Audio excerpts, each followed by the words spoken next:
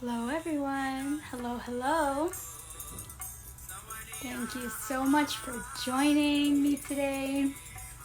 We're going to be having a really special guest with us today, Karimah Rahman, who is the founder of the Muslim Indo-Caribbean Collective. I'm such a great admirer of her work and all her passion and representation she brings to the Muslim community here. Digitally, we share work together in Two Times Removed, and so it's a really great pleasure to have her on today and speak with her and be in conversation with her related to the Muslim Indo-Caribbean experience. I'm going to lower this a little bit. Hello, everyone. Hello, hello. Thank you so much for joining. So good to see everyone drop in. So, as I said, we'll be joined by Karimah. She's the founder of the Muslim Indo-Caribbean Collective, and I'm a great admirer of her work. And we've shared space together, and it's been so great to learn from her. And so today we're going to be hearing a little bit more about the Muslim Indo-Caribbean history. We're going to be unpacking some words. We're going to be hearing a little bit more about her experience and how she preserves her identity and culture, as well as ways non-Indo-Caribbean folks can support Muslim Indo-Caribbean community and individuals. And so I'm really excited about this conversation. We've planned it for so long now that it seems so nice to finally have it in fruition today. So for the first time here on Savouring, we'll be doing a land acknowledgement at the beginning. With Karimah, she has volunteered to help me out with this, and so we'll be hearing for the first time here a land acknowledgement. The other thing too, incidentally, we are having this conversation on a day where in Canada headlines are being broken on a recent incident where a Muslim teacher has been relocated. Her job has been relocated because she has worn a hijab at her school. And so the backstory to this is there's a bill in Quebec that was passed in 2019. Known as Bill 21, and it bans individuals from wearing religious symbols in the province of Quebec, and it applies to teachers and public servants and those working in government. So highly controversial back in 2019, and of course still is. And it's a reminder of the work here that we still need to do here in Canada, of course, especially in certain places where there's still ways to go. So I find it really coincidental that we're having this conversation today, and I'm so glad to be sharing space with Karimah today on this day, particularly as we've been hearing some of the news here in Canada. So with that being said, I will have Karimah join us. So let's find her here. Karimah, I just invited you live. Let me know if that works for you. Hi, Karimah. Hi. So good to see you. Good to see you too. I feel like we've been planning this. It's been, we've been talking about it for so long. So it's so nice to, be here and finally put this together. Yes, I know. I'm so happy we're able to finally do this as well. Awesome. So Karimah, I just want to sing your praise a little bit before we get into it. And, we've shared space together, Jahaji Conference. And so I've seen you speak. I've read your work, your many works on this topic. And so I'm so grateful for you for, laboring through some of this history that's so important and bringing representation to you and having the passion you do around bringing representation to the Muslim Indo-Caribbean community. So thank you so much. And thank you for being here. Yes, thank you for inviting me. I really appreciate it. Of to be able to share this space and have these really important conversations. I know, and I was just ranting, I hope it wasn't too much, but about the recent news here in Canada. So I think it's just really nice today that we get to have this conversation, and it speaks to the work that still needs to get done and the importance of these conversations, right? So so before we begin, this is the first time on Savoring we're going to be doing a little bit of a land acknowledgement, and so you graciously accepted my invitation to do one for us. So thank you so much for that, and I'll hand it over to you.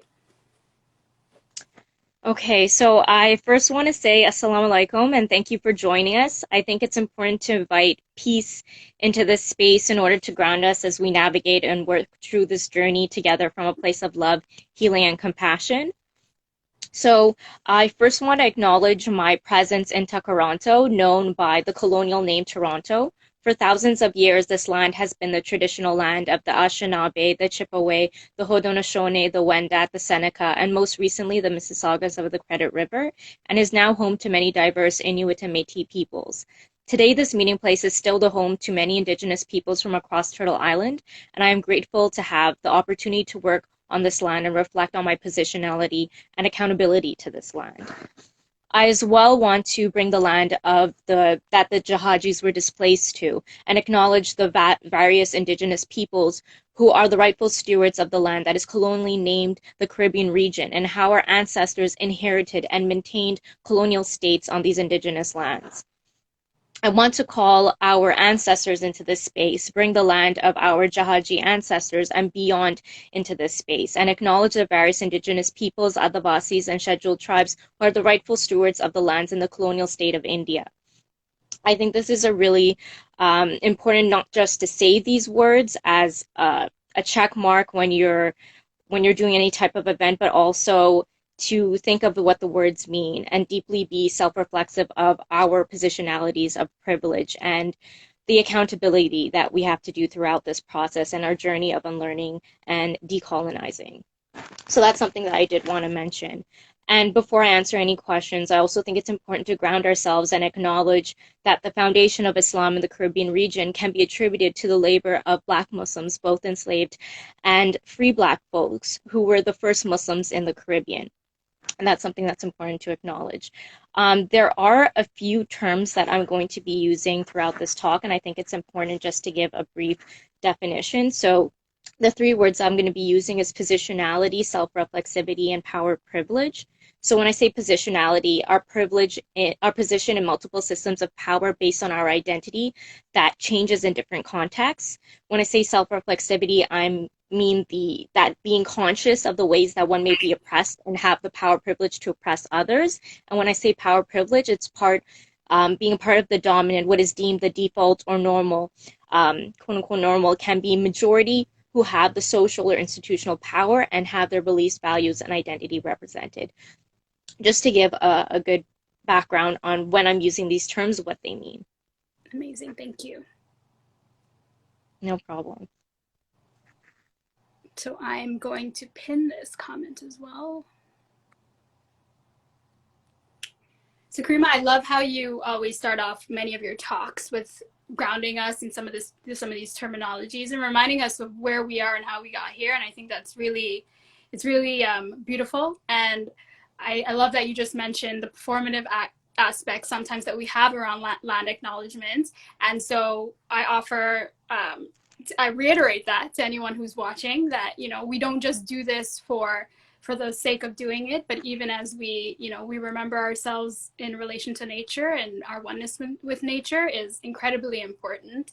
And so thank you for bringing that up as well. So Karimah, before we begin, I would like to share a little bit of a bio about you. And so I love that we've shared work together. We've shared work in Two Times Removed. And so you've done a lot of amazing work, which I'll highlight here in your bio. So Karimah Rahman is pronouns are she and her, self-identifies as a Muslim Indo-Caribbean descendant of indentured laborers from Trinidad and Guyana, who is neurodivergent with an invisible disability, OCD and GAD, was born in Jojongay, Quebec, Canada, colonially known as Montreal, Quebec, Canada, and currently lives in Takaranto, colonially known as Toronto. Karimah is the founder of the Muslim Indo-Caribbean Collective and the Muslim Indentured Studies Center. She is currently pursuing her PhD in policy studies focused on the intersectional marginalization and anti-Muslim racism towards Muslim Indo-Caribbeans, including the marginalization as well as discrimination of Indo-Caribbeans in policy, as well as the lack of Muslim Indo-Caribbean representation in Indo-Caribbean indentured diasporic Indian and South Asian spaces. Karimah looks at the legacy of Muslim Indo-Caribbean resistance to colonialization, journey of learning, unlearning, and intergenerational trauma. She has coined various terms, including the South Asian Indian authenticity purity hierarchy theory, the Indian indentured Indo-Caribbean authenticity purity hierarchy theory, mainland South Asian Indian supremacy and privilege, Hindu Indian indenture Indo-Caribbean supremacy and privilege, Muslim Indo-Caribbean Heritage Day, and many more. Karimah is a published author with work ranging from academic to spoken words. She gives talks, interviews, podcasts, and workshops on the topics mentioned earlier, and we encourage everyone to follow her various platforms. They'll be linked in our in our comments, and follow her on her platforms. And I'm so glad to share work with her in Two Times Removed. So, Karimah, well accomplished, and I love all the work that you've been doing. And so, before we begin, I love to get to know some of the faces behind all this work. But before we do that, would love to just baseline us and give us more information on the term Muslim Indo-Caribbean.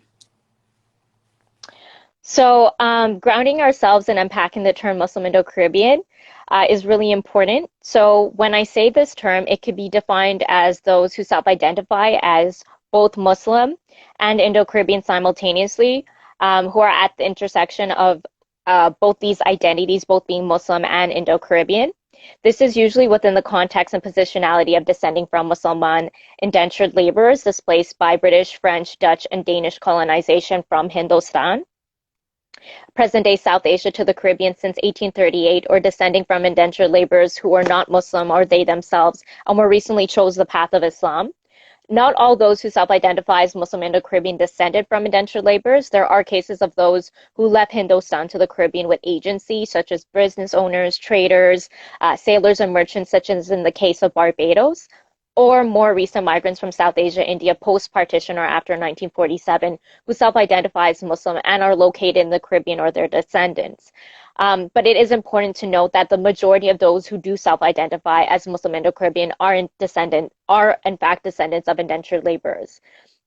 Now, some Muslim Indo-Caribbeans then engage in another migration after colonial displacement to the Caribbean to other locations, such as Canada, the United States, Europe, such as England and France, and to a lesser extent, Australia, New Zealand, the Middle East, among other locations, such as across the Caribbean or to other Caribbean countries, even staying for generations. So many in the Muslim Indo-Caribbean community are in fact twice removed or dislocated, a diaspora within a diaspora within a diaspora, or a minority within a minority within a minority. And when we say the term Muslim Indo-Caribbean, we need to unpack the wide range of Muslim Indo-Caribbean identities. And the overwhelming main representation of Muslim Indo-Caribbeans are in fact North Indian, with an emphasis on Indo-Aryan languages like Urdu, Sunni, with the exception of the Shiite representation of Hosei. Muslim Indo-Caribbeans of Allo, Amato, hetero, cis, male, upper socioeconomic class, privilege abilities with citizenship have more power privilege in Muslim Indo-Caribbean spaces. The countries with the largest and most overwhelming main Muslim Indo-Caribbean representation are in fact from Trinidad, Guyana, and Suriname, leaving other Caribbean locations invisibilized. Donc, nous besoin d'abord des conversations comme ça en français aussi. It's really important to have these conversations in French also, since there are French-speaking Indo-Caribbeans. Thankfully, Alex Bacchus is doing amazing work on this. Please check out the podcast Diasporic Children of Indenture on Instagram as well as Spotify. Amazing work there. And this also leaves especially Muslims who are Southern Indian Dravidian languages as being less represented. And Muslim Indo-Caribbeans of queer, range of trans, fluid, non-binary, ACE, arrow, lower socioeconomic class, neurodivergent, disabled identities with precarious citizenship, etc., as being those with less power privilege in Muslim Indo-Caribbean spaces. And we need to acknowledge that Muslim Indo-Caribbeans are not a monolith or a homogenous group or community, but comprise of multiple intersectional truths, identities, positionalities, lived experiences based on various cultures, ethnicities, nationalities, languages, gender identities, sexual identities, romantic identities, neurodiverse and neurodivergent identities, disabled identities, socioeconomic statuses, etc. And I do want to emphasize that Muslim Indo-Caribbean, lesbian, gay, bi, trans, questioning, queer, intersex, pan, two-spirit, androgynous, ace, arrow, neurodivergent, and disabled identities are valid and should be celebrated in the space and any space that Muslim Indo-Caribbeans are in. We need to avoid hearing from allo-amata cis-het voices with the most power privilege and to challenge allo-amata cis-het heteronormativity and ableism, where we are rooted in anti-oppression, dismantling anti-LGBTQIA plus oppression, anti-queer oppression, anti-trans oppression, anti-Black racism, anti-Indigenous racism, sexism, misogyny, anti-ableist oppression, anti-Muslim racism, Hindu supremacy, Hindutva ideology, among many other oppressions, where we are self-reflexive of our own power privilege and stand in solidarity with those most marginalized and oppressed. And we must acknowledge how we as Muslim Indo-Caribbeans are also complicit within these systems of oppression, including myself. I'm still learning and unlearning in a very messy process. And that's a continuous lifelong journey I have to do. And also understanding that self-identification with being Muslim Indo-Caribbean, this is based within a wide range of what each individual believes being Muslim or Muslimness is, and Indo-Caribbeanness is, and what these identities mean to them based on their multiple intersectional positionalities and lived experiences, which are so diverse and nuanced. And it comes within a wide range or degree of practicing, non-practicing, religiosity, non-religiosity, spirituality, non-spirituality, and cultural attachments. And these terms mean different things to each individual. An example could be having at least one parent or grandparent that is Muslim, or being of mixed ancestry, at least one ancestor being a Muslim indentured labor displaced to the Caribbean. It includes a wide range of relationality to or not to the Caribbean or Caribbeanness, or India, Indianness, or South Asia, South Asianness, where home, homeland, or multiple homelands lie. And each person's claim or does not claim or chooses to self-identify or not to self-identify differently with these identities and based on their intersectional positionality and lived experiences and relationality to these various identities. I mean, one can self-identify with multiple identities or home simultaneously, with each identity meaning something different to each person. And that nuanced and multiplicity needs to be acknowledged. How all these identities are not a dichotomy where one must choose one or the other, and loyalty or authenticity should not be lessened in identification of multiple identities simultaneously. And no self-identification or claim is considered more Muslim Indo-Caribbean than another.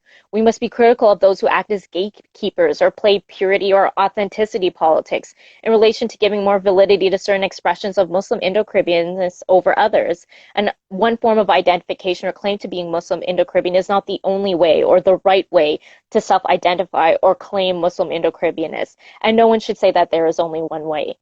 No one should act as a gatekeeper enforcing who and how one can self-identify as Muslim Indo-Caribbean. And the same context can be said for Indo-Caribbeans in general and any other community. Everyone has their own journey of self-identification with being Muslim Indo-Caribbean, and everyone's journey is different based on their intersectional truths, identities, positionalities, and lived experiences, and each of our journey is valid, and no one's journey should be belittled.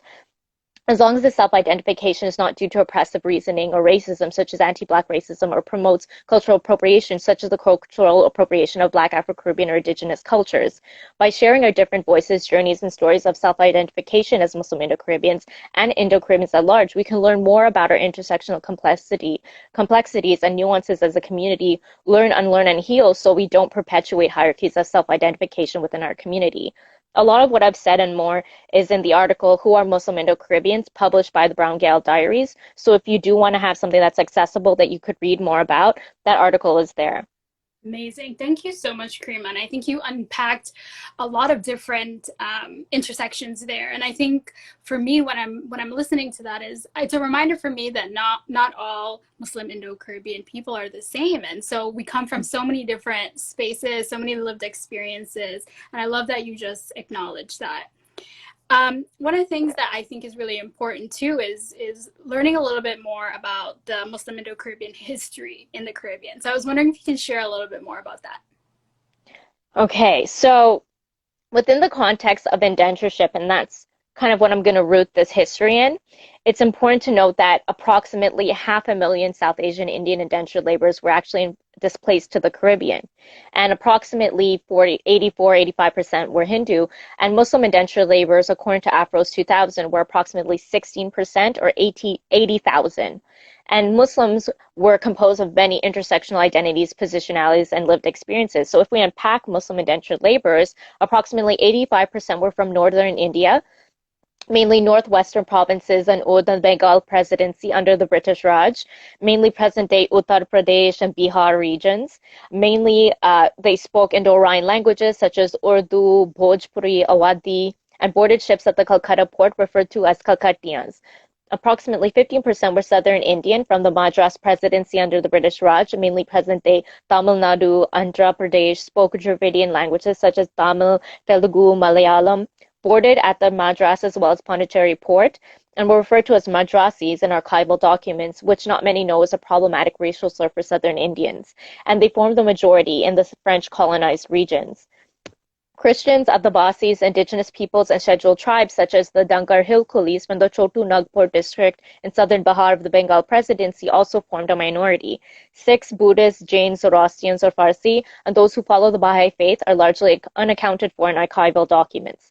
The largest caste category represented among indentured laborers in the Caribbean are low caste and Dalits, and the caste breakdown on the immigration passes was only provided for Hindus, but the same could be said for Muslims and Christians. There's a perception that there is no caste system among Muslims and Christians in South Asia, India, but there is. It was maintained from Hinduism despite Islamic Christianity being officially against the caste system in scripture. So Muslims can be separated into a caste-based hierarchy of Ashraf, Ajlaf, Azlaf, and then Arzal. So Ashraf are upper caste foreign noble royalty or descending from the family of the Prophet, peace be upon him, such as Sayyids, Sheikhs, Pathans, who can be viewed as the equivalent of Brahmins. Then Ajlaf, Azlafs or lower caste Shudra Muslims with Indian ancestry. Then Arzal, Dalit Muslims with Indian ancestry. The majority of Muslim Indians at approximately 85% are Ajlaf, Azlaf or lower caste and Arzal, Dalit, combined which are known as Pasmanda castes. The overwhelming majority of Muslim Indians at approximately 85% are Arzal Dalit currently in India. You could refer to the research of Khalid Anis Ansari.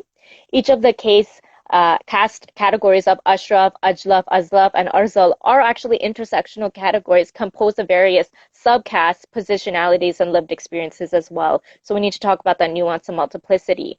And there were Muslims among the indigenous peoples, the scheduled tribes, and Adivasis, where Islamic names were present among the Dangar Hill Kulis in the indentured archives, as mentioned in the research of Rahman Shikri.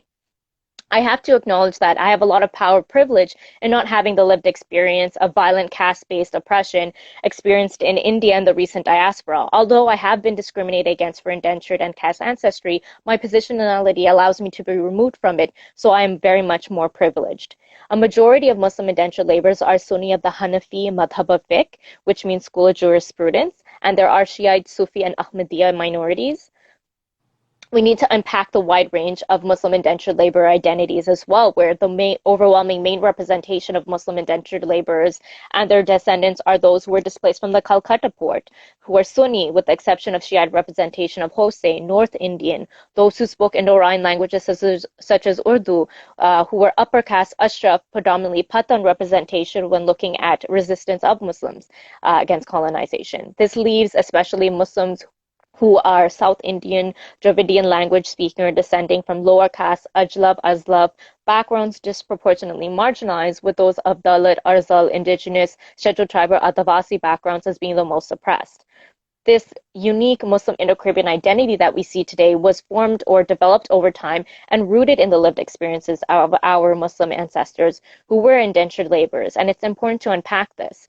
So, Muslim Indo-Caribbean identity was formed over generations due to many different factors, such as the various acts of resistance to colonization and colonial policies, such as labor laws, vagrancy laws, and Indian festival ordinances of 1882 by Muslim indentured laborers, and how these acts of colonial resistance also contributed to the intergenerational trauma as well as strength of Muslim Indo-Caribbeans. I'm currently specializing in my PhD in policy, so I'm tending to focus more on policies and how that helped shape the identity of Muslim Indo-Caribbeans. So when looking at the legacy of Muslims resisting colonization, this was brought from Hindustan to the Caribbean. A long history includes being freedom fighters, such as the First War of Independence or Indian Revolt or Rebellion of 1857 and rebellions that followed, with many who resisted being forcibly displaced to the Caribbean as bounded indentured laborers to multiple colonies as a form of punishment, where they continued their resistance against colonization. For the example of Mazhar Khan in the work of Chicory 2002, was displaced to Guyana, and these Muslims resisted colonization to fight for their liberation as well as their Indian siblings, including Hindus. And this was seen in the research of Chicory 2002. Once displaced to the Caribbean, Muslim indentured laborers continued to resist labor laws, which were colonial policies designed to curtail the agency of indentured laborers in vocalizing oppression on the estates. The first indentured laborers to resist colonialism by rebelling against the oppressive forced treatment and horrible working conditions in indentured diasporas on the plantations were in fact two Muslim Indians from Bihar named Jumun and Platoon in Guyana on October 11, 1838. But soon after running away, their bodies were found in the bushes in Mahaica, as seen in the research of Karimah and Chicory 2009. And this is why I coined Muslim Indo-Caribbean Heritage Day to be celebrated annually on October 11th, rooted in the colonial resistance, instead of in May, when Indo-Caribbean heritage is celebrated during the colonial holidays of violence rooted in indentureship, like Indian Arrival Day. If Muslim Indo-Caribbean Heritage Day is used or cited, please give credit to myself. So Muslim Indian women regularly resisted patriarchy and colonization on the estates as well, yet less is recorded on their leadership contributions and participation, with their Muslim backgrounds rarely acknowledged, as with most recordings on resistance by indentured laborers.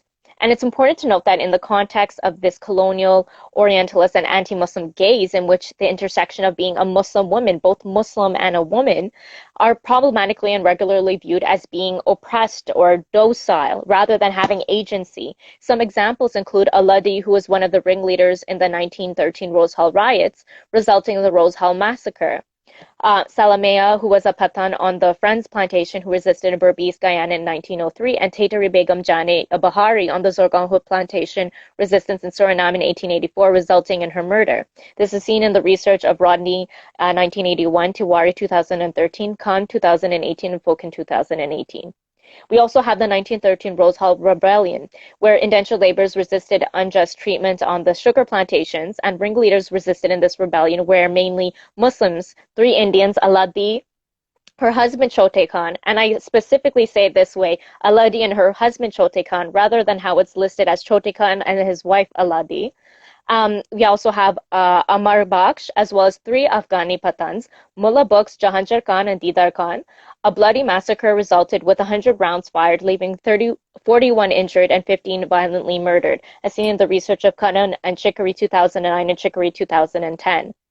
So when we look at the Indian Festivals Ordinance of 1882, Muslim indentured laborers resisted this colonial policy on October 30th, 1884, which prohibited the celebration of Hosay, derived from Hussein, during Muharram, with the precision of taziyas with tasa in the public roads. Hosay is a unique and Muslim Indo-Caribbean expression, and the resistance was met with solidarity from Black Caribbeans and Hindu as well as Christian indentured laborers, where the bloody Hosay massacre in Trinidad resulted in there was accounts of mentioning 30,000, 8 to 10,000 resisting, and this was met with the bloody Jose massacre in Trinidad with 20 rounds shot, leaving over 120 injured, and records of 22 or 30 people murdered.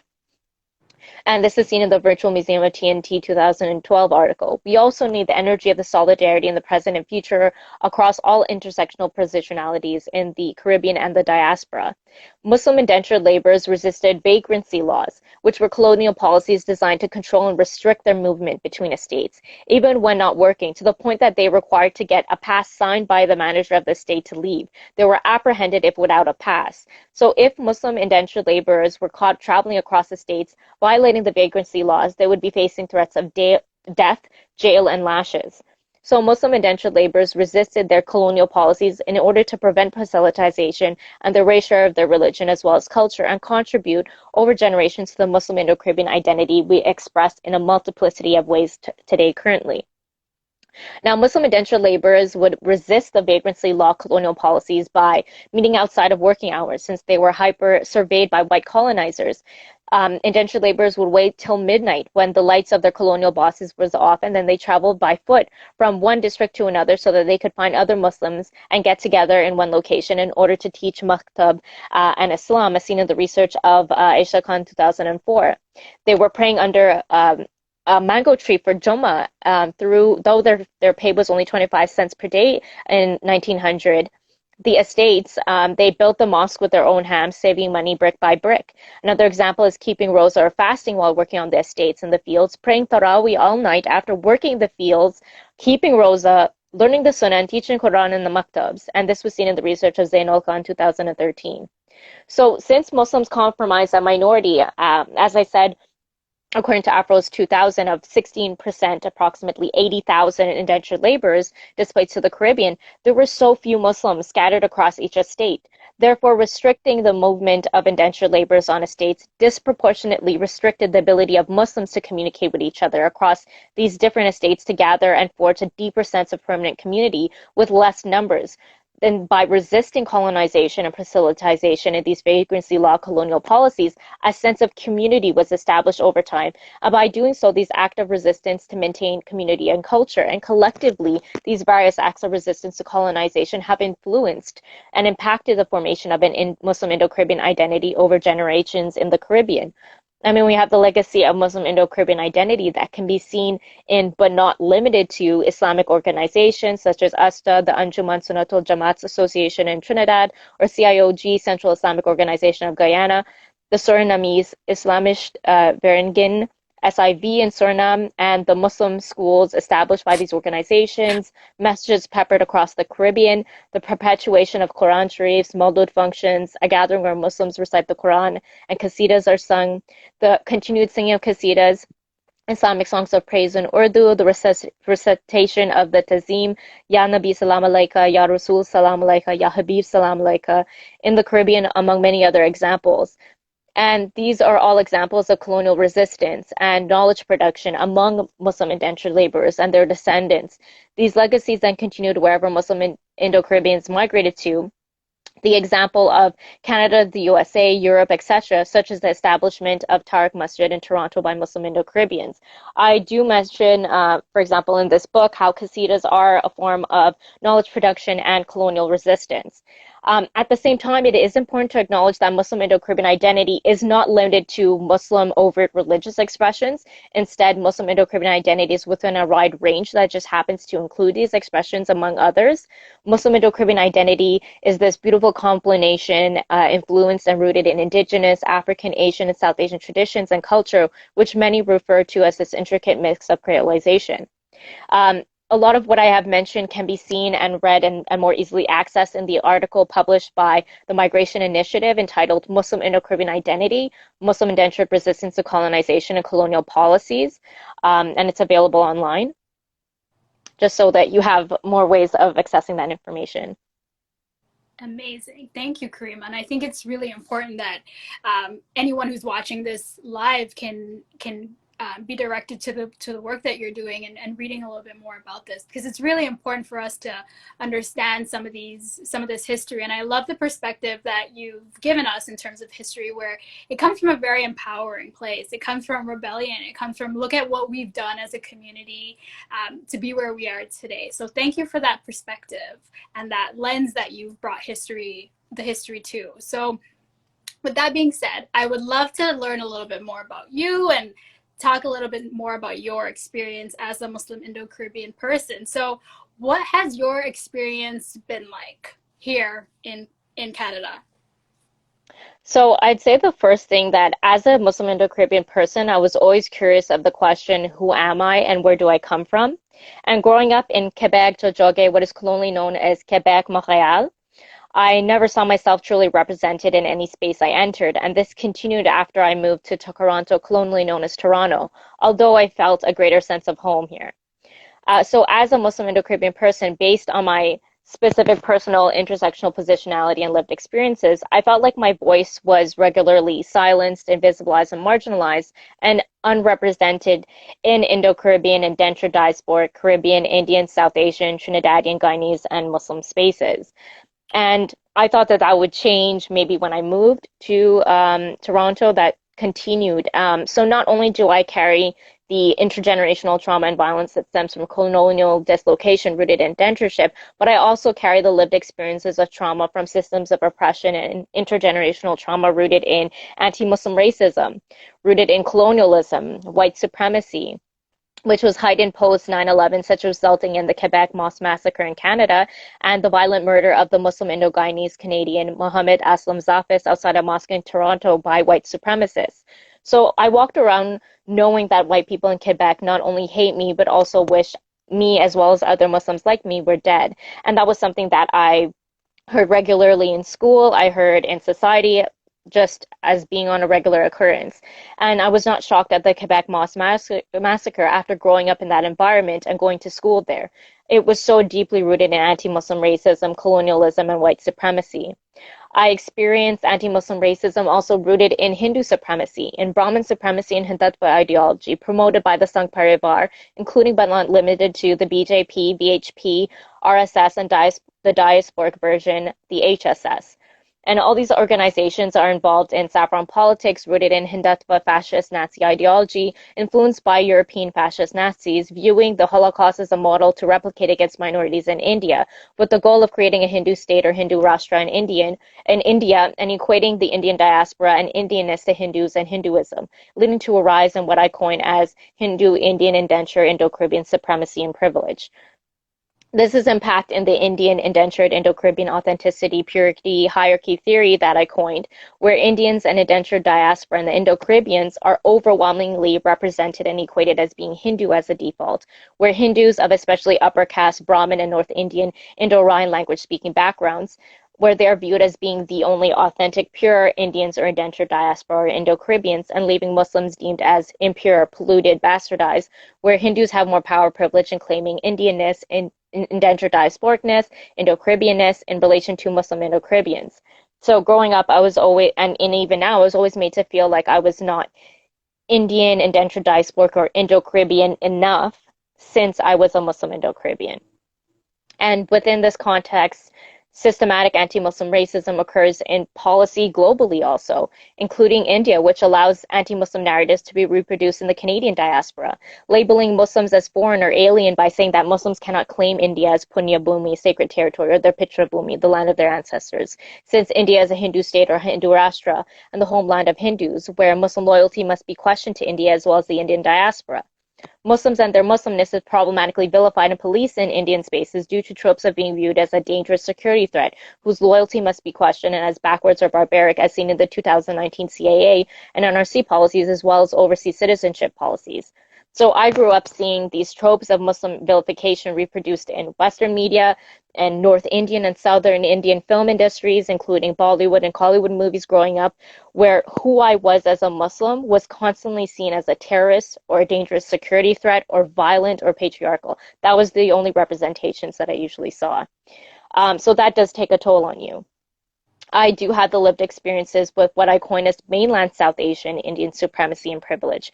And this is unpacked in the South Asian Indian authenticity hierarchy theory that I coined, where South Asians and Indians are overwhelmingly represented and equated as mainland South Asian Indians, a term I coined for those who migrated from South Asia post-partition or after 1947 or their descendants. And this leaves Indo-Caribbeans and the indentured diaspora deemed as being these impure, polluted, bastardized, versions where mainland South Asian Indians have more power privilege in claiming South Asianness as well as Indianness in relation to Muslim Indo-Caribbeans. And I was always made to feel like I was not South Asian or Indian enough because I was indentured diasporic and Indo-Caribbean. So this is based on the intersecting identity categories, including but not limited to time, generation, language, spatial difference, areas of regions of origin, family origin, place of birth, nationality, citizenship, passport, socioeconomic status, caste, religion that produce power privilege. And this is so problematic because especially there would be no South Asian Heritage Month in Ontario, Canada without the Indo-Caribbean community who can be attributed to its existence by advocating using grassroots mobilization and lobbying for inclusive celebration of South Asian culture in the South Asian Heritage Act 2001, allowing May to be celebrated as South Asian Heritage Month, and May 5th was named South Asian Arrival Day, modeled after the Caribbean, as problematic as that is. But a lot of my PhD research does look at the South Asian Heritage Act and the Indo-Caribbean origins in that. Part of this problematic marginalization or silencing or invisibilization of Indo-Caribbeans in Indian, South Asian, and indentured diasporic spaces is due to the retention of a lower degree of South Asian Indian languages, example, Bhojpuri, Awadhi, Urdu, Tamil, under colonization, than other indentured diasporas and than mainland South Asian Indians, since this is with the exception of Suriname, where Sarnami is spoken. I have lived experiences with being considered not Caribbean enough because I'm Indo-Caribbean with Indian ancestry, or not Trini enough because I'm half Guyanese, or not Guyanese enough because I'm half Trini. I have lived experiences with Arab supremacy, including Arabization, ableism due to lived experiences with my non-visible disability, OCD, and GAD, patriarchy, sexism, misogyny, among many more. And Muslim spaces are overwhelmingly represented and equated as Middle Eastern, predominantly Arab as a default, since Arabs are viewed as more authentic Muslims due to Arab supremacy, where many experience Arabization. Being born in Canada allowed me to belong to many different diasporas and identities and being to so many different things while simultaneously being seen as nothing and not fully a part or belonging to any space I enter. Yet I'm unapologetically me and Muslim Indo-Caribbean and so much more. And I use the term Muslim Indo-Caribbean. I never saw this term used before, and I am both Muslim as well as Indo-Caribbean, so that's why I used the term when I started the Muslim Indo-Caribbean Collective. And now I see that it has popularized the term Muslim Indo-Caribbean since some others are now using it too. I saw my Muslim identity erased with the term Indo-Caribbean and how it was defined and represented around me. So adding Muslim in front allows me to have my identity more fully captured. And I feel a connection to the terms Indo-Caribbean, Indian, South Asian, Caribbean, yet no term really fully captures my intersectional identity unless I say all simultaneously. And this is why I say I'm belonging nowhere, yet unapologetically me, Muslim, Indo-Caribbean, and more, which is the name of my short story in the book, Blooming Through Adversity, a collection of short stories created by Tiffany Manbod, which is, you could find more information of what I said in that book, as well as the article I have, also Muslim Indo-Caribbean marginalization in Indo-Caribbean indentured diaspora, Caribbean, West Indian, Indian, South Asian, Muslim spaces, published and accessible on the Brown Gal Diary. Also colonialism, white supremacy, anti-Muslim racism, Hindu supremacy, mainland South Asian, Indian supremacy, and Arab supremacy, like trauma from other forms of oppressions, can have mental health effects, which is why decolonization of mental health in Indo-Caribbean, indentured diasporic, Indian, South Asian, Caribbean communities, etc., is so important. And in order to do this, we must unpack anti-Muslim racism and Hindu supremacy along with other intersectional oppressions by using self-reflexivity, building solidarity, accountability, and thoughtful Muslim Indo-Caribbean representation.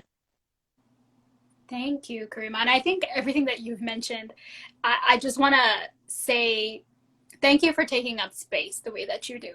Because, you know, I'm sure you're not the only one. And I always say these on my lives, where it comes to culture and identity, there's so much underrepresentation of many marginalized identities, like the Muslim Indo-Caribbean identity. And so, you know, I always imagine myself, I don't imagine myself, I imagine, you know, a 18-year-old watching this live and hearing you speak and finally being seen. So, you know, again, thank you for taking up space and doing the work that you're doing, even in your PhD. Thank you.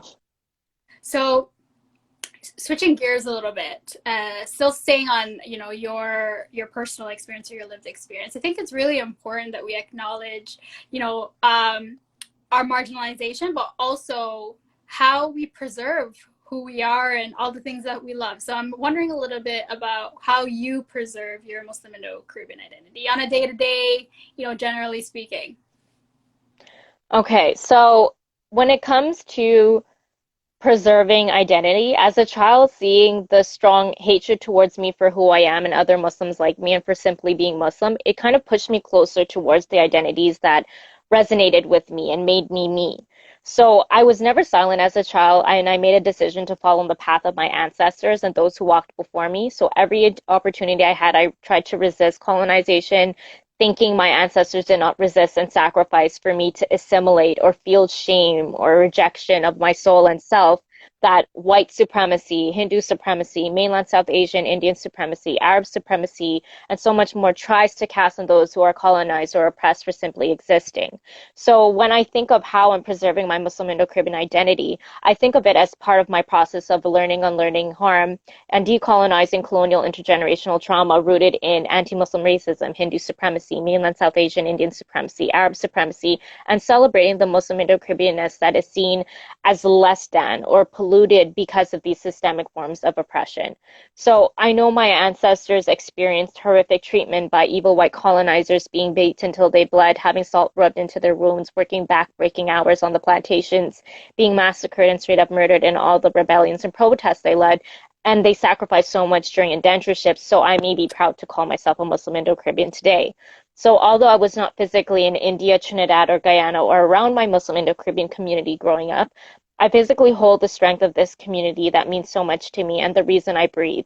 These ancestors across these spaces guided and continue to guide me in my everyday life, so I can unapologetically be me, a Muslim Indo-Caribbean. So I keep my ancestors alive each time I practice and remember my culture and my religion. I view this as my act of resistance against the violent colonization and displacement my ancestors endured during indentureship. I owe it all to their colonial resistance, sacrifice, strength, labor, survival, and the legacy of my Muslim ancestors that I never met but love so deeply and fiercely that allowed me to thrive. So I think of preserving my Muslim Indo-Caribbean identity as keeping the intergenerational strength and wealth of my Muslim indentured ancestors alive in each breath and move I make, and hold on to the gifts of intergenerational cultural memory my parents and family taught me while growing up. So when I resist colonization and whiteness in each action I take, I think of the sacrifices of my ancestors and resistance each time when I choose to assert and reclaim my Muslim Indo-Caribbeanness, to counter the whiteness, the Hindu supremacy, the mainland South Asianness, the Arabness opposed on me by preserving my Muslim Indo-Caribbean identity through the sound of my parents' voices. They may speak English, the language they were colonized with, but it is full of intergenerational resistance, with ranges of peppered sweet song Trini and Guyanese accents rooted in indigenous African, South Asian, and although European languages as well. Trini and Guyanese accents my parents and my family spoke, which I view as my first language, which is grounded in intergenerational oral history and memories of Trinidad and Guyana, the land of my ancestors, present-day South Asia, especially India, such as in the use of the words rooted in Bhojpuri, Awadhi, and Urdu. When I hear the words Nana, Nani, Chacha, Chachi, Namaz, Rosa, and Bacha, what my daddy refers to me so lovingly. Preserving my Muslim Indo-Caribbean identity, I think of preserving the memories, the smells and tastes, especially of Trini and Guyanese food I eat since my childhood and that my mommy and nanny make for me, such as doubles, pulori, the dal and flour kind, tamarind chutney, mango sour, aloo bal, egg bal, cassava pone, laddu, achar masala, kuchala, duck curry, duck dal puri, chokas like tomato baigan, pepper, avocado choka, sahina, baigani, salara, tennis roll, kiss bread, aloo pie, vermicelli, sawine, and halwa sirni on Eid day, or fat korma, mitai, and gulab jamun given out at Quran Sharifs, which are especially Muslim Indo-Caribbean, or stewed chicken, fried plantain, baked, salt fish, and pepper pot. Preserving my Muslim Indo-Caribbean identity, I think of desserts, the dessert that my auntie made for us, which was Melita and Muslim Indo-Caribbean sweet made from leftover rotis, condensed milk, and sugar and other ingredients. That is also popular in South Asia, especially among Muslims as well as others. And this is something that she thought was really important to show me when she came and visit me. I think of the smell of fresh hot cup of chai my daddy makes for me. I think of the sound of music like chutney music rooted in Bhojpuri and Wadi. Born in the Caribbean from musical traditions and knowledge passed down orally by indentured ancestors and salsa music. I think of old Muhammad Rafi, Lata Mangeshkar, Asha Bhosle and Kishore Kumar songs and Bollywood music from my childhood in the 90s when I watch Hindi and Tamil films and listen to the film songs. I think of my Muslim Indo-Caribbean identity as the sound of Quranic recitations, my father saying his niyyah intention while performing namaz prayer in Urdu, reciting the Tazim, Ya Nabi Salam Alayka, Ya Rasul Salam Alayka, Ya Habib Salam Alayka. Preserving my Muslim Indo-Caribbean identity is through qasidas. I learned to sing in Urdu from my mother, who won qasida singing competitions in Trinidad, who comes from a family that regularly sings qasidas, which is something that is very important to me. When I think of this, I think of so many different things. When I think of qasida singing competitions, when I think of the musical family that I come from, where members sing that, I think of the religious songs of praise that have evolved into a unique Muslim Indo-Caribbean musical art form that should be recognized and represented as Indo-Caribbean form of music. Just like how bhajans and chutney and tassa and tansing are recognized as Indo-Caribbean, qasidas were a musical tradition brought to the Caribbean by displaced indentured laborers from Hindustan, rooted in Urdu and qawwalis and ghazals, knots popularized during the Mughal period. It's very deeply rooted in these traditions. I think of qasidas as having been a method of colonial resistance, ancestral remembrance, knowledge production by my Muslim indentured ancestors, a form of oral history, cultural memory, continuation of Islamic traditions, connection with Allah, and being able to deeply connect with my Muslim Indo-Caribbean identity as a form of healing and wellness through an Islamic lens in order to use knowledge and tools from my own community and ancestral knowledge to decolonize mental health rather than relying on Western, Eurocentric, and colonial understandings of mental health. I think of qasidas as being a source of colonial resistance and knowledge production amongst women as a site of resistance against patriarchy by using their agency to promote singing amongst themselves and in mixed public crowds. So the same way that the Hindu Mati Kaur Degdati cultural events are viewed as a site of resistance against patriarchy, rich in Indo-Caribbean music, qasidas should be seen as such as well. Preserving, I think of my mother singing her favorite qasidas growing up, like Lapayati Hai Dua, Ya Ilahi Bekusuko, Sifr Tera Asara Hai, Tarif Us Khuda Ki, Zara Chehre Se Kamli Ko, to name a few. Preserving my Muslim Indo-Caribbean identity, I think of the visuals of getting dressed up on Eid with a shalwar kameez, mostly Patiala style, but wearing anarkalis, lengas, gararas, saris, and how older people in my family, like Moy, my nana's mother, wore the orni. I think of preserving my Muslim Indo-Caribbean identity as how every time I go to Trinidad and Guyana, I always make it a point to visit my family's masjid, built by my ancestors, and I pray Jummah there. Every time I do so, I feel grounded in knowing the sacrifice and resistance my ancestors made. Every time my forehead touches the ground in sujood while performing namaz, I'm touching the ground my ancestors toiled, the land they used their small earnings to save bricks by bricks, one by one, to build a humble place of worship I can now enter and feel their love and presence in. This is felt while hearing my family deliver the khutbah in a sweet, familiar Trinidadian and Guyanese accent that fills my heart with joy. I think about preserving my Muslim and Caribbean identity as hearing my nani talk about her childhood or her history and receiving gifts of knowledge, learning our family recipe, wearing the shalwar kameez and orni on the way to the masjid, smelling the sweet scent of agarbati or attar, waking up to my parents for suhoor, to keep rosa, or where I pray for salat and jamaat. I think of preserving my Muslim and Caribbean identity as the smell of agarbati or incense when cleansing the house on a Thursday and passing it through the house by waving the smoke all over each room of the home while wearing a hijab after namaz. I think of preserving my Muslim Indo-Caribbean identity as when I decorate my hands with mehendi, make my moon and star pendant always seen, and always saying I am Muslim Indo-Caribbean with my heart warm and when faced with racism. By plaiting my hair with oil my ancestors passed down and adorning myself with gold cocoa bracelets, jumka earrings, and chains with the maps of Trinidad and Guyana, and wearing my nose ring nath on my skin full of melanin. Preserving my Muslim Indo-Caribbean identity is when I do all these things that I actively resist colonialism and honor the legacy of my Muslim ancestors who resisted colonization, so I can now practice my Muslim Indo-Caribbean culture and Islam and call myself Muslim today, which my ancestors did as their act of resistance against colonization. Every time this was passed down, every time my parents and family taught me something about my ancestry, my culture, and my religion, and every time I practiced what I learned, I've viewed it as my act of resistance against colonization in my process of learning, unlearning, and decolonizing, and my way of preserving my Muslim Indo-Caribbean identity. Amazing. And go ahead. Just one quick thing. If you do want to see a lot of what I mentioned here, it is mentioned in Unpacking Indian Arrival Day as the descendant of Muslim indentured laborers. That was published on CaribbeanMuslims.com. Amazing. Thank you so much, Karimah. You touched on so many things. And I think one of the things that's always comes up in some of these conversations is how we can root our identity and preserve our identity in through our ancestry and remembering our ancestors. I think that is so beautiful. You mentioned music, language, and then, of course, you made me hungry with all the food that you mentioned. And I think one of the things that comes to mind with regards to how you're preserving your identity and celebrating it, it's through the work that you do with MICC. So what can you tell us a little bit more about the Muslim Indo-Caribbean Collective? So when it comes to the work that I do, my vision for the future and what I want my legacy to be is just simply to make my ancestors proud and to continue my journey of learning, unlearning, and decolonizing and standing in solidarity and continue connecting with community through art, spoken word, talks, interviews, podcasts, and workshops. And one way of connecting is through the Muslim Indo-Caribbean Collective, MICC, which you could follow at Muslim Indo-Caribbean Collective on Instagram. You also have the Muslim Indentureship Studies Center, MISC, at Muslim Indenture Studies Center that I founded and curated. My artistic forms of expression through written or spoken word are mediums of communication with me, my ancestors, and future generations. It becomes a way of immortalizing the journey of unpacking trauma, lived experiences, as well as hope, strength, and being unapologetic. Art becomes a way for me to explore who I am, my lived experiences, and to share my journey of self-identification. And art is my expression of decolonization in reclaiming my multiple intersectional identities and my form of colonial resistance. And some places that my work is published in includes the Brown Gal Diaries, Caribbean Muslims, the Migration Initiative. Books include Woke and Loud, a faith-based medley of Muslim poetry and spoken word, edited and curated by Layla Hadsib.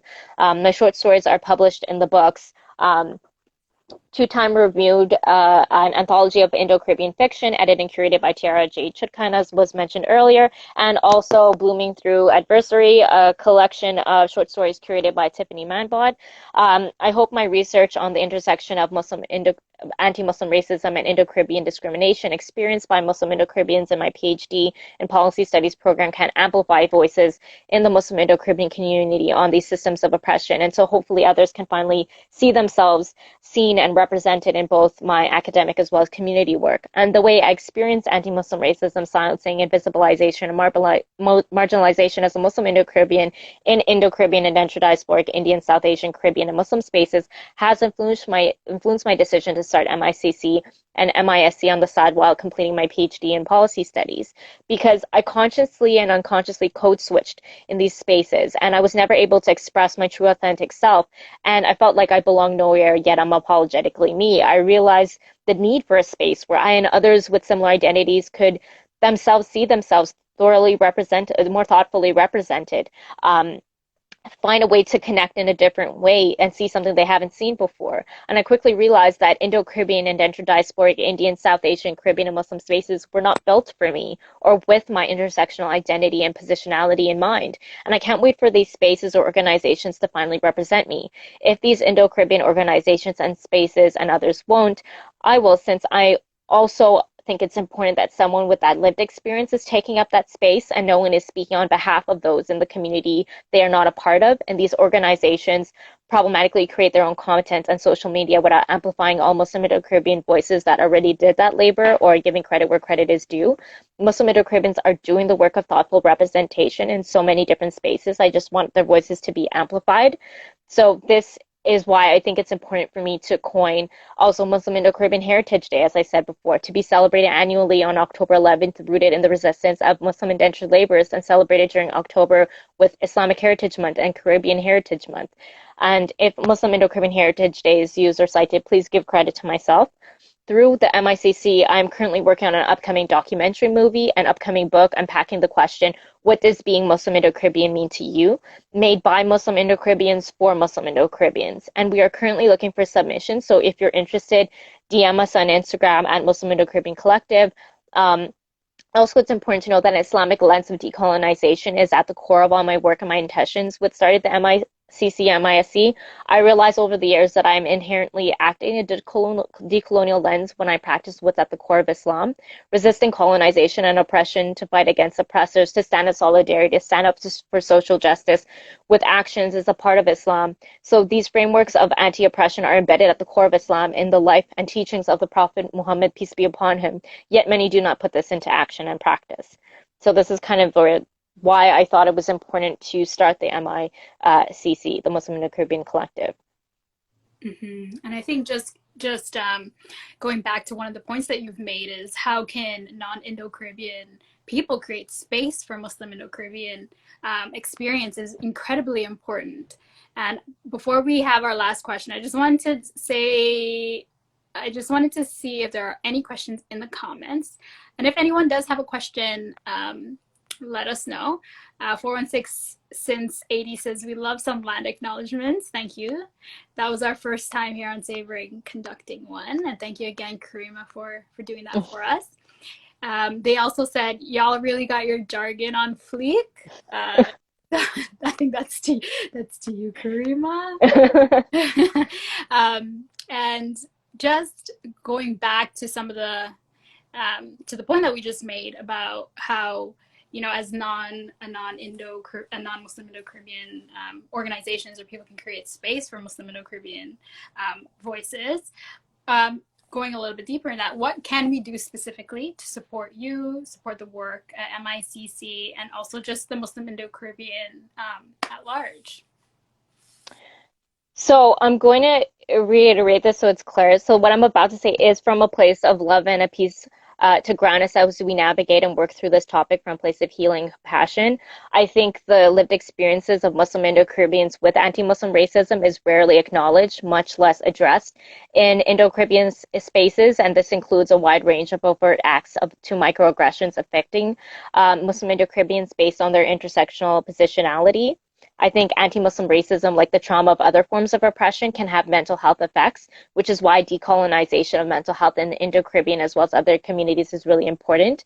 And in order to do this, we must unpack anti-Muslim racism along with other intersectional oppressions by using self-reflexivity, building solidarity, accountability, and thoughtful Muslim Indo-Caribbean representation. To read more about that, I talk about that more in depth in the article Muslim Indo-Caribbean Marginalization in Indo-Caribbean Indentured Diaspora, Caribbean, West Indian, Indian, South Asian, and Muslim Spaces, published by the Brown Gale Diary. So going on to building solidarity, accountability, and thoughtful Muslim Indo-Caribbean representation, this is very important. I'm going to specifically talk about an Indo-Caribbean context. So in order to be reflective, self-reflective, some questions that you can ask yourself as an Indo-Caribbean organization or platform, or as someone who is Indo-Caribbean, if you happen to be so, is do you have Muslims in organizing roles or more involved roles as a part of Indo-Caribbean organization or platforms? If meant for the general Indo-Caribbean community, is the name of my Indo-Caribbean organization or platform reflective of intersectional Indo-Caribbean identities, or is it Hindu-centric? Do I tokenize Muslim Indo-Caribbeans in my Indo-Caribbean organization platform solely during Ramadan with lip service messages of Eid Mubarak or Ramadan Mubarak or Muharram, or has my organization since inception mentioned Muslim Indo-Caribbeans, or was the representation of Muslim Indo-Caribbeans more recent, or is it consistent or inconsistent? If Muslim Indo-Caribbeans are represented, are they reproducing the status quo and safe, quote unquote, forms of representation for platforms, or disrupting the status quo by calling out oppression, even within Indo-Caribbean platforms and community? When looking at posts or material for organization or platforms, is one if one was to press Control Find and use the word Muslim and Islam, would anything come up? If someone was to do this for the word Hindu and Hinduism, would anything come up? What is the difference between both searches? Is there basic representation and inclusion of Muslim Indo-Caribbeans because it's now trending to have these voices shared, or is it structural change occurring in these organizations, platforms, and spaces by actively confronting structural anti-Muslim racism, by standing solidarity and holding accountability? When meetups or events occur, are halal meat options available? Are there vegetarian and vegan options? Are Muslim Indo-Caribbeans tokenized to do all the emotional labor in educating about Muslim Indo-Caribbean marginalization, silencing, invisibilization, and anti-Muslim racism in Indo-Caribbean spaces? Do you or your Indo-Caribbean organization do the bare minimum in simply acknowledging the existence of anti-Muslim racism, Hindu supremacy, Hindutva ideology in the Indo-Caribbean community? When anti-Muslim racist comments are said, are you silent? Are you actively against this oppression or a part of reproducing it? When addressing anti-Muslim racist acts, do you hold yourself accountable to being complicit in systems of anti-Muslim oppression or Hindutva ideology or Hindu supremacy? Are you a Hindu Indo-Caribbean? Do you acknowledge your Hindu Indo-Caribbean privilege? Do you acknowledge how you are complicit in systems of oppression rooted in Hindu supremacy and Hindutva ideology that contribute to anti-Muslim racism in Indo-Caribbean community? In order to engage in solidarity with Muslim Indo-Caribbeans in Indo-Caribbean spaces, self-reflexivity must occur. So we all have points of power, privilege, and points of oppression. So although we may be oppressed in certain spaces, we may have more power, privilege to stand in solidarity with those oppressed in other spaces. So it's important to be self-reflexive of your positionality in relation to Muslim Indo-Caribbeans. If you're not Muslim Indo-Caribbean, be self-reflexive of your privileged positionality. In Indo-Caribbean spaces, for example, if you're Hindu Indo-Caribbean, acknowledge your Hindu Indo-Caribbean privilege, which is a term that I coined. Although you may be oppressed in different spaces and different ways, you still hold a great deal of power privilege since Hindus are seen as more authentic, pure Indo-Caribbeans and hold more power privilege over claiming Indo-Caribbeanness. Even if you're part of an oppressed minority, queer or Southern Indian ancestry, lower caste, you still engage in solidarity against anti-Muslim racism and oppression towards Muslim Indo-Caribbeans, as Muslim Indo-Caribbeans should engage in solidarity against all marginalized oppressed communities, such as standing in solidarity against anti-Black racism, anti-Indigenous racism, anti-queer oppression, ableist oppression, etc. In order to stand in solidarity, use your power privilege to center intersectional, marginalized, or invisibilized voices and identities and lived experiences, such as those of Muslim Indo-Caribbeans, which in itself is an intersectional identity that has so much nuance and multiplicity. In order to stand in solidarity, use your power privilege to share Muslim Indo-Caribbean knowledge with as many people as possible, since so much of our history as Muslim Indo-Caribbeans was erased in these spaces. This must be done in a way that is not extractive, harmful, colonial, or tokenizing, or speaking on behalf of Muslim Indo-Caribbeans. Instead, amplify the work that Muslim Indo-Caribbeans have already done. Do not attempt to do that work on your own if you're not Muslim Indo-Caribbean. In order to stand in solidarity, if you are invited to enter a Muslim Indo-Caribbean space or event and you learned information in it from the Muslim Indo-Caribbean community or space, then give credit where credit is due, especially if it's not your own personal lived experiences and you're not Muslim Indo-Caribbean. Another way to stand in solidarity is by amplifying Muslim Indo-Caribbean voices, not solely during mostly Muslim holidays as a tokenized manner, but year-round. It is problematic not to give credit where credit is due with the labor and work of Muslim Indo-Caribbeans and the work that so many other Muslim Indo-Caribbeans have done, as well as Muslim Indo-Caribbean organizations.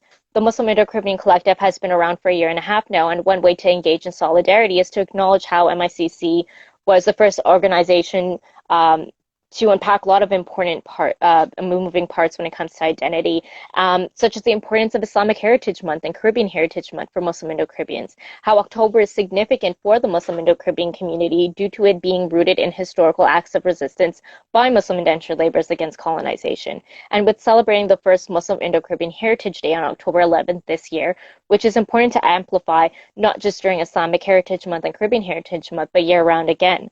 If Muslim Indo-Caribbean Heritage Day is user-cited, please give credit to myself. Another way to engage in solidarity with Muslim Indo-Caribbeans is to give up space on Indo-Caribbean, including indentured Indian, South Asian, and Muslims platforms, so Muslim Indo-Caribbean voices can be heard, and so that proper healing, learning, and learning can occur. These are just some questions to ask yourself, to think a little bit more critically about. This is just the tip of the iceberg. There's so much more to cover, but due to time constraints, I'm just thinking of ways that we could at least get the discussion going. Well, and we need to continue it. Yeah, that was some great advice. A lot of reflective questions there that people can talk to themselves through. And so, Karimah, thank you so much. We do have one question for you from who are the Muslim Indo-Caribbean scholars that you would recommend they engage with? So when it comes to Muslim Indo-Caribbean scholars, there's a lot of non-Muslim Indo-Caribbeans who do work on Muslim Indo-Caribbean, so that becomes very problematic as well, and especially if it comes from colonizers. But the names that do tend to be the most popular when referencing Muslim Indo-Caribbean history tend to be Bibi Khanum, Raymond Shikri, also Halima Sadia Qasim, Aliyah Khan, Then we have those who are not Muslim Indo-Caribbean. There's also Moritz Hassan Khan from Suriname. Then when we look at those who are not Muslim Indo-Caribbean, you have Aisha Khan, who is very popular, who's taking up that space. You also have Ellen Ball, Katinka Kerkhoff, who's doing more research on Suriname. You have Sultana Afros, who's doing more research on Jamaica. These tend to be the names that I see circling most frequently, so I think that would be a good head start.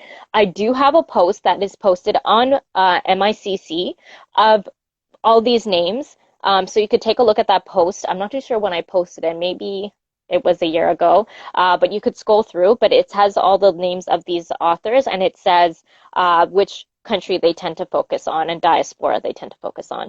What I'll do is I'll look for it and I'll share it on our story. So look out for that. Okay. Yeah, I'll find it. Okay. So Karimah, you gave us a lot to think about, a lot of knowledge that we need to, ensure that we think about and we read about and we get more familiar with. And I thank you so much for being here. Cutie Cat, I hope I'm saying this right. Cutie Cat says, all of this, exclamation point, exclamation point, exclamation point, with clap, clap, clap. And I encore that sentiment. So Karimah, thank you so much for being here. Thank you so much for taking up the space, for teaching us and doing the labor that you do. It's not easy work, as you've mentioned. And so thank you so, so much for being here. Any last words? Just thank you for inviting me onto the space and being able to share it with you and being able to amplify my voice and my lived experiences, because I think it's really important to talk about that, and also having these difficult conversations. It's not something that we should shy away from. We should really try to unpack these things that are not comfortable for us to work through. But that's the point of it. It needs to be uncomfortable. Even as I unpack things that I'm problematic with, that I need to continue to learn. So thank you for being a part of that conversation, and hopefully we'll be able to continue this even offline as well.